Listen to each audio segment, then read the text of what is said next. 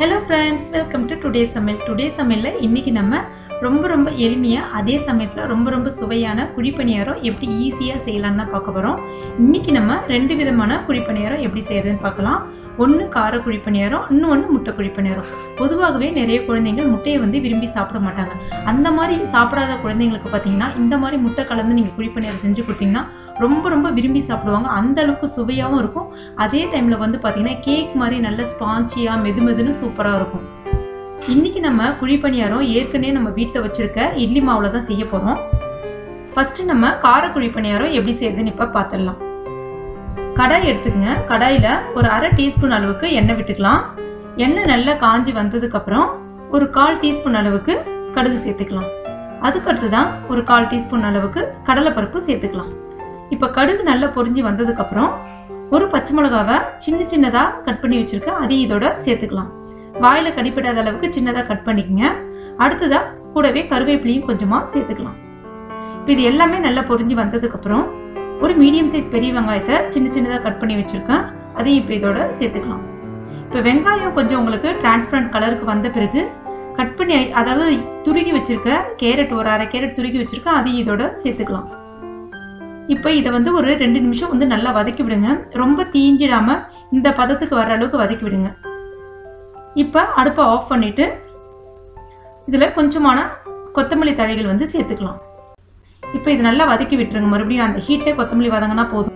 இப்ப இது ஒரு 5 நிமிஷம் ஆறட்டும். ஆறுன பிறகு நம்ம ஏற்கனவே ரெடி பண்ணி வச்சிருக்க இட்லி மாவுல இதை கலந்துடலாம். இப்ப நம்முடைய காரக்குழி பணியார மாவு ரெடி ஆயிடுச்சு. அடுத்ததான் அடுப்பை ரெடி பண்ணிக்கலாம். ஹை ஃப்ளேம்ல வச்சுக்கங்க. இந்த மாதிரி குழி பணியார கல்ல அதில் வச்சுக்கங்க. கல் கொஞ்சம் ஹீட் ஆனதுக்கு அப்புறம் கொஞ்சமா எண்ணெய் இது மாதிரி விட்டுடலாம். விட்டுட்டு அதுக்கப்புறம் கொஞ்சமா மாவு தெரிக்காத வண்ணம் கரெக்டா அந்த குழியில பார்த்து கரெக்டா ஊத்தி எடுங்க. அப்பதான் உங்களுக்கு ரவுண்டா அழகா வரும். இப்ப இத ஒரு பிளேட் போட்டு நம்ம மூடிடலாம். இது வேகத்துக்கு பாத்தீங்கன்னா ஒரு 3 நிமிஷம் தான் ஆகும். இப்ப 3 நிமிஷம் ஆயிடுச்சு.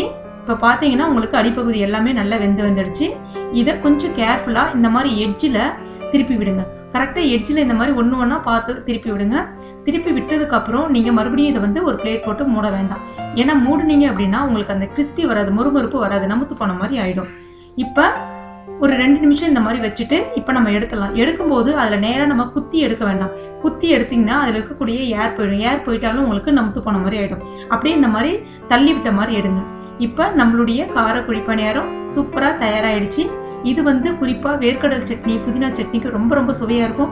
எஸ்பெஷலி வேர்க்கடல் சட்னி செம்ம காம்பினேஷனா இருக்கும். நீங்களும் உங்க வீட்டில் ட்ரை பண்ணி பாருங்க. அடுத்ததா முட்டை குழி பணியாரம் எப்படி செய்யறதுன்னு பார்க்கலாம். முட்டை குழி பணியாரம் செய்யறதுக்கு நம்ம ஏற்கனவே மாவு ப்ரிப்பேர் பண்ணி வச்சிருக்கோம். இந்த வெங்காயம் எல்லாம் போட்டு அதே மாவே யூஸ் பண்ணிக்கலாம்.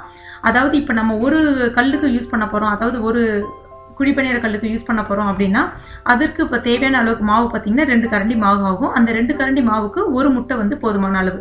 இப்ப அந்த மாதிரி தான் நான் எடுத்துக்கிட்டு ஒரு முட்டையை உடைச்சு ஊத்திருக்கேன். இப்ப இதுல வேணும்னா நீங்க மிளகு பொடி கொஞ்சம் சேர்த்துக்கலாம். மிளகு பொடி சேர்த்தா கொஞ்சம் நல்லா இருக்கும். அது கூடவே ஒரு 1/4 சிட்டிக்கு உப்பு, அதிகமாக போட்டுறாதீங்க. முட்டைக்கு தேவையான அளவுக்கு மட்டும் உப்பு போட்டுங்க. இப்போ இது எல்லாத்தையும் நல்லா பீட் பண்ணிடலாம். பீட் பண்ணிட்டு ஆஸ் யூஷுவலா நீங்க இப்போ நான் முன்னாடி எப்படி சொன்னோம் அதே மாதிரி ஊற்றி எடுத்துருங்க. அடிப்பக்கம் வேகிறதுக்கு 3 நிமிஷம் மறுபடியும் திருப்பி போடுங்க. மறுபடியும் திருப்பி போடும்போது மூடி வைக்காதீங்க. 2 நிமிஷம் மட்டும் மறுபடியும் வேக விடுங்க. இப்போ சூப்பரான நல்ல ஸ்பாஞ்சியான முட்டை குழி பணியாரம் ரெடி ஆயிடுச்சு. இது குழந்தைங்களுக்கு பாத்தீங்கன்னா முட்டையே விரும்பி சாப்பிட மாட்டாங்க. அந்த மாதிரி குழந்தைங்களுக்கு நீங்க இந்த மாதிரி கொடுத்தீங்கன்னு வச்சுக்கோங்க, நல்ல ஹை ப்ரோட்டீன் ஃபுட்டாகவும் கிடைக்கும். அதே சமயத்துல குழந்தைங்க ரொம்ப விரும்பி சாப்பிடுவாங்க. வீட்லயே நம்ம செய்யறதுனால ரொம்ப ஹைஜீனிக்காவும் இருக்கும் உங்களுக்கு. இது நீங்களும் உங்க வீட்டுல இதை ட்ரை பண்ணி பாருங்க. கண்டிப்பா சுவையா இருக்கும். இந்த வீடியோ உங்களுக்கு பிடிச்சிருந்துச்சுன்னா மறக்காம லைக் பண்ணுங்க, ஷேர் பண்ணுங்க. மேலும் இது போன்ற டேஸ்டியான ரெசிபிகளுக்கு நம்ம டுடே சமையலை சப்ஸ்கிரைப் பண்ணுங்க. தேங்க்யூ.